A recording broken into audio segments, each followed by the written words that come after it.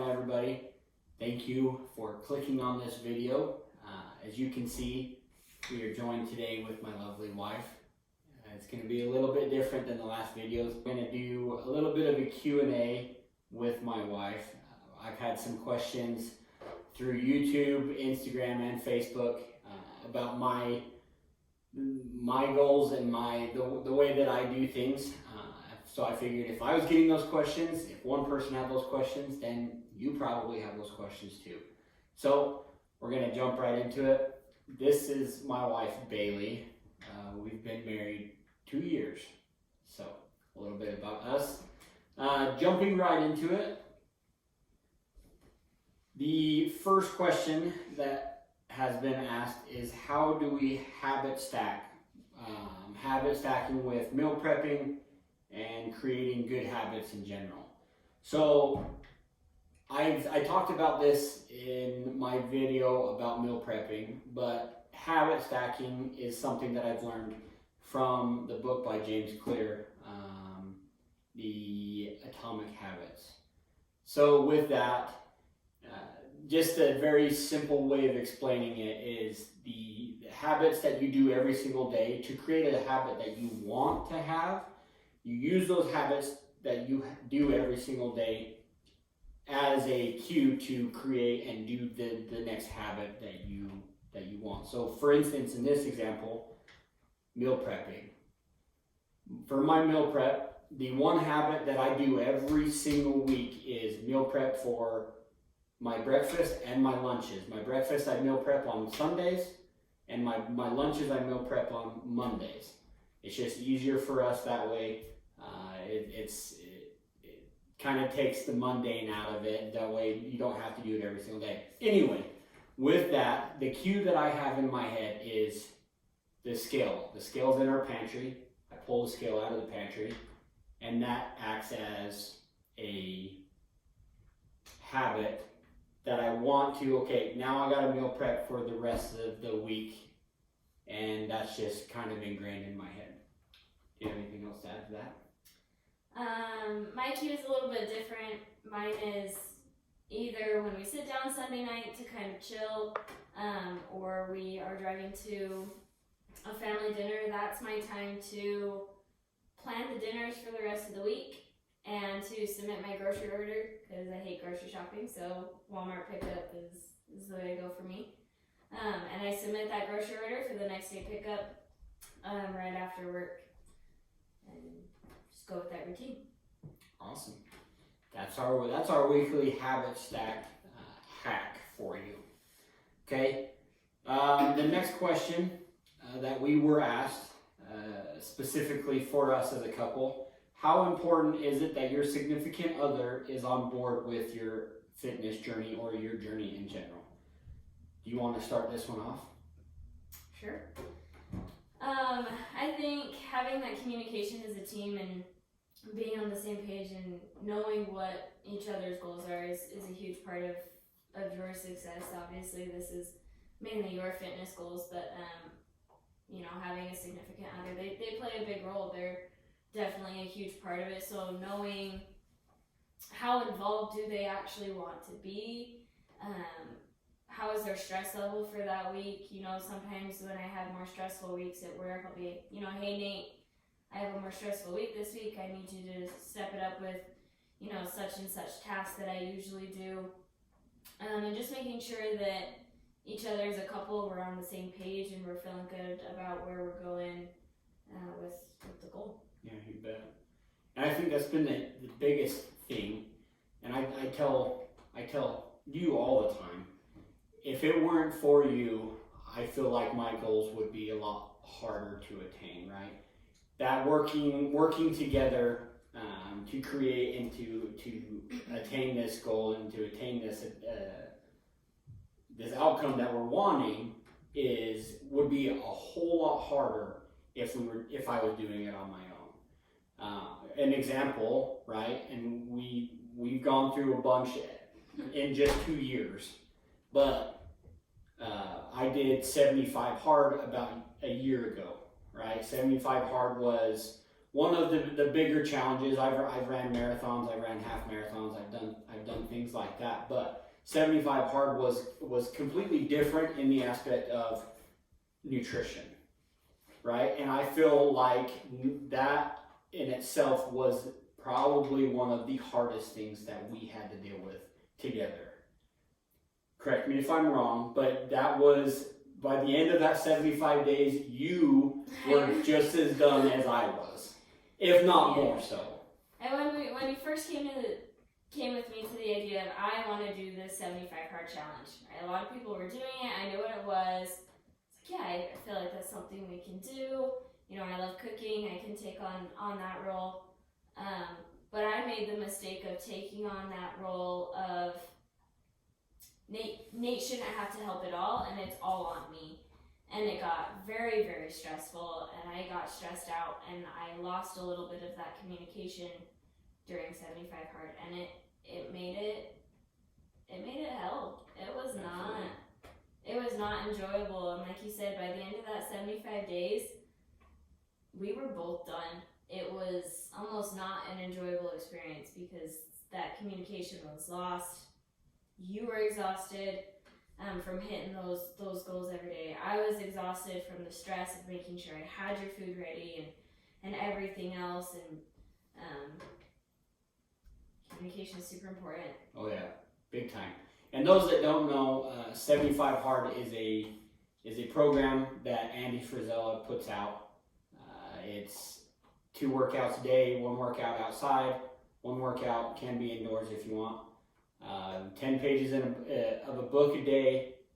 You have to follow a structured diet of some sort or a structured meal plan or whatever your specific goal requires. And then no cheat meals, no alcohol, and you have to drink 128 ounces of water a day, so a gallon a day. Anyway, so with that, fast forward to now, I think that with that 75 hard, that kind of boosted us into now I'm preparing for a bodybuilding competition, right? And we've been prepping since November of last year. Yeah. It's been a huge learning curve for both of us, but I think the biggest part and the biggest help has been we've communicated. You communicated to me, it's like you told me, hey, if you're doing this, I need your help. Right, like yeah. With nutrition, I need ideas on what we need to make. I need your help on measuring and weighing and all of this stuff because that was too much on you, yep. Right? And so me, obviously, I mean, there's give and takes in relationships, right? I'm not going to go into relationships, but there's give and takes in relationships. And me knowing that this is the goal I was wanting to achieve, and I knowing that I couldn't I couldn't do this without you. So, knowing that, I just had to go along, not necessarily go along with it, but I had to accept that this is what was happening. And it has been a game changer for us. Different. It's still a grind. It's a lot of work. You gotta be on top of it, right? You can't miss going to the store or anything, but having that extra help and communicating that to you, and vice versa, right? Just holding each other accountable to the daily goals and the daily tasks, it makes a huge difference for the week and then for the entire month. You bet. Absolutely. Awesome. All right, next question. What are some lessons that we've learned as a couple going through this journey together? So, we kind of hit on a couple of these things. I think the biggest lesson, and we are learning this as we go every single day, but I think the biggest lesson that we're learning is communication is key. 100%. Right? If you're off, if you don't love something, if you are pissed off at me, or if something like that, if something's going on, you communicate that with me and vice versa, right? Yeah. And we work as a couple to change that and to fix whatever the problem is. Another big thing, and I'm very grateful for the way that my bodybuilding prep has gone and the way that my coach has set up the nutrition aspect of things. I think the biggest thing that I've also learned, me personally, and you can correct me if you think otherwise, but I feel that date night has been extremely relevant, in this bodybuilding competition. Because right now, or this bodybuilding preparation, right now I'm allowed one cheat meal a week, one meal. Yeah. And it's not a huge crazy cheat meal, but we're able to go out to dinner and enjoy ourselves one-on-one, right? And continue to keep that relationship alive, right? So it's also helpful in the fact that I get a break from the kitchen, he gets a break from his diet, and we are able to just sit there and communicate about anything, really. We talk about work, we talk about life, we talk about what we want to see in the future. That was another thing that I've learned through the bodybuilding competition prep. I obviously love supporting you and your goals and hearing your crazy ideas and everything, but sometimes it's good to also step away from that. you bet. And just get back to normal life for a second, right? Mhm. Talk about things other than prep all the time and the gym schedule all the time. Like, you need that one-on-one time so that you can have those good deep conversations just about life in general. And I can stay grounded that way. Yes. And you've had to rein me in a few times because bodybuilding, not just losing weight in general, but bodybuilding is a 24/7 thing. It's always on your mind. Either that's nutrition or working out or supplements and then just a cycle of all of that, right? Yeah, it's not a full-time job. It is a 24/7 constant thing that you are thinking about. From the day that you start prepping to the day you get on the stage. And I haven't got on stage quite yet. Even after. Yeah, probably even after. So I think those are some of the biggest lessons that we've learned in this journey that we've had. Next question, which kind of piggybacks off of the question that we had earlier. How do we prioritize our time/goals to make time for one-on-one time? And just kind of piggybacking off of that, date night, and another huge thing that we've kind of implemented is our days are crazy. Like we both go from 4 in the morning until 7:30 at night, right? But from 7:30 till 9, yes, we go to bed at 9. From 7:30 to 9, we are chilling together. We're hanging out. We're talking. We're doing the things that husband and wife should be doing to continue to keep the relationship going. Don't mind the dog. Yeah, the dog's loud. Sorry. Anyway, you have anything else on that? But just making sure every day you have I think at least 30 minutes minimum, just to be with each other, relax from the crazy day, because it's just go. It's nice to just Absolutely. just chill. Yep. All right. Next question. This one's kind of more geared towards me. What is my workout split / cardio routine as of right now? So right now I'm lifting 5 days a week. Monday I do shoulders. Tuesday I do legs. Wednesday I do back. Thursday I do chest, calves, and abs. And then Friday is my favorite day of the week, and it's arms. Arm farm, baby.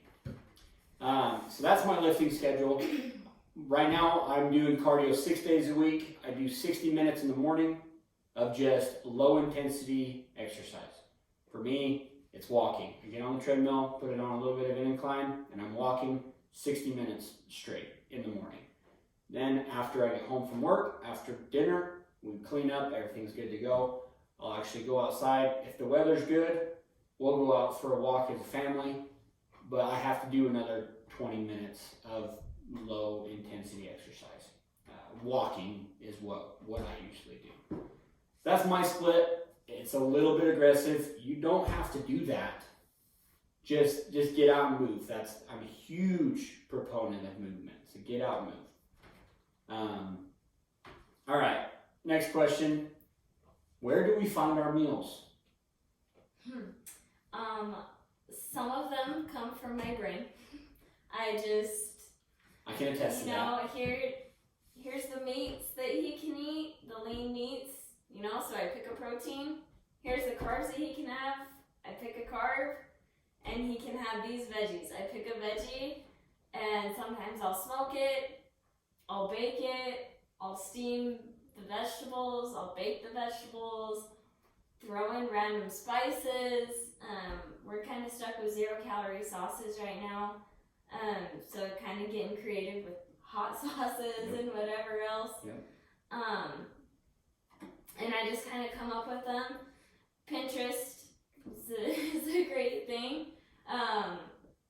Sometimes that week, if I'm like, oh, I haven't incorporated ground turkey and I'm sick of the recipes that I've done before, I'll get on Pinterest and I'll search up simple ground turkey recipes, and I'll find one where majority of the ingredients we can use, and then I just tweak it so that you're able to eat it. Yep. And along with that, I feel like we are very much creatures of habit, which a lot has to do with the restrictions of food I can eat, right? But we have it to where my breakfasts are all the same, which I love, and I'm totally okay with that. My first 2 meals are always the same. My lunch, we try to diversify every week, right? And then our dinners are kind of, we kind of rotate around probably the same. Probably 15, 20 meals. Yeah. But we keep those in a rotation because they're tried and true, and we still love them.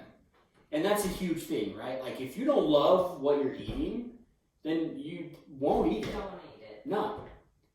So right now we're sick of shrimp. Yeah. We don't want shrimp. I haven't made shrimp for weeks. That's a big thing. I can eat shrimp, but we're both sick of shrimp, so we haven't had shrimp in a while. and I don't know when the next time we'll have shrimp, but that's all right. Anyway, on that same question, this question is for you. Do you follow the same routine/eating routine that I do? No. Okay, no. You want to expound on that? So for breakfast, I don't do the overnight oats. I don't do the protein oats. I definitely have switched my breakfast to more healthy options. So I'll do things like oatmeal, or right now I'm really loving like yogurt parfaits with granola and fruit. Okay. Which I do. I'll prep those as well. Usually when I prep either your salads or something like that. Lunches, if we have enough leftover dinner, then I'll pack that. Sometimes it's just random leftovers that we have from meals. Or I'll get the Healthy Choice frozen meals occasionally and eat those. And then for dinners, I'll eat what you eat, but I definitely don't weigh it out. I still use normal ranch, not 0-calorie ranch. I have salsa, I have cheese Love still.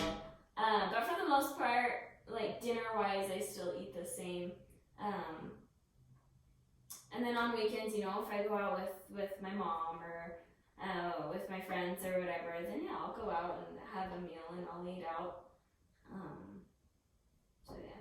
I think it's extremely, it's a healthy way of you staying grounded as well, right? Yeah. Like, that cheat meal that I have once a week helps me stay grounded, but it's also good for you to be able to eat. And that was the first thing that I told you when I approached you and said, hey, I want to compete in a bodybuilding competition.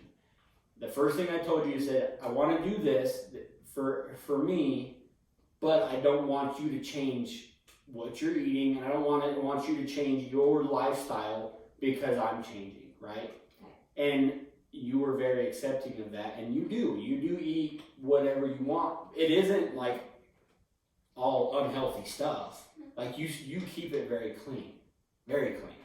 But there is. I still eat my chips. Yeah, there is times you love your chips, you love your Takis, you love your lemon bites. I mean, those are things, and that's okay, right? That's okay to eat those things. Anyway, so those are the questions. On that same note, though, sorry, is we have a larger family. We have a lot of birthdays. They say we have about one a month. Yeah. So we usually are hitting a birthday party at least once a month. And just to support you as a personal decision, I won't eat that dessert.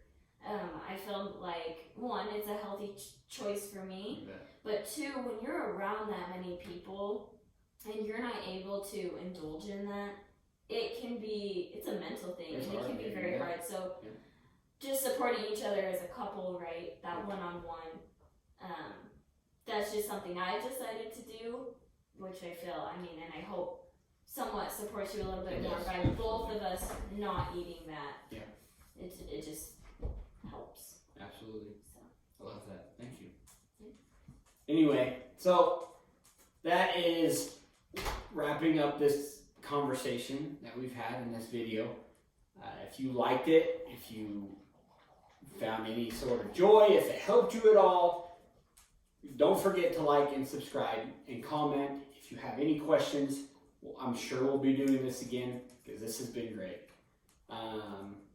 If you haven't checked out any of my other videos, go follow those, go check those out.